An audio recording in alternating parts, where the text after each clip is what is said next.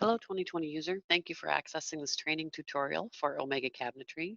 This brief video will show you how to recess a toe kick or void a toe kick or do a loose toe kick. In your most recent catalog, go ahead and place your base cabinet or tall cabinet.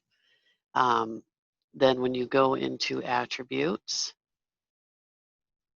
and you'll go to add-ons, base modifications or tall or whatever, but you'll want to go into the toe space modifications.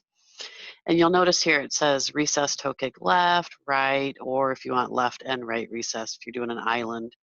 So let's click on that one and you'll be able to see here that it'll recess it on the left and on the right.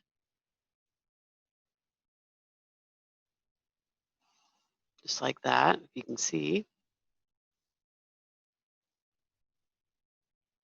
Okay.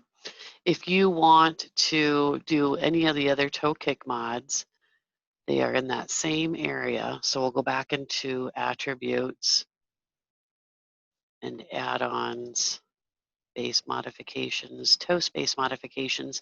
And as you go down the list, you'll see where you can do MC TKP for a loose toe kick.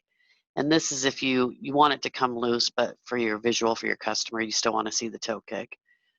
This one, loose toe kick, and this will remove it visually also for your customer. Or if you want to void the toe kick altogether, that one was in there as well, voiding the toe kick. And it just is a nice little reminder that it reduces the height of your cabinet by 4 inches. Okay, thank you for your time. We hope this video was helpful. Please find other videos like this in our collection and be sure to let us know if there's any other 2020 learning topics that you'd like to see demonstrated in this way. Happy designing.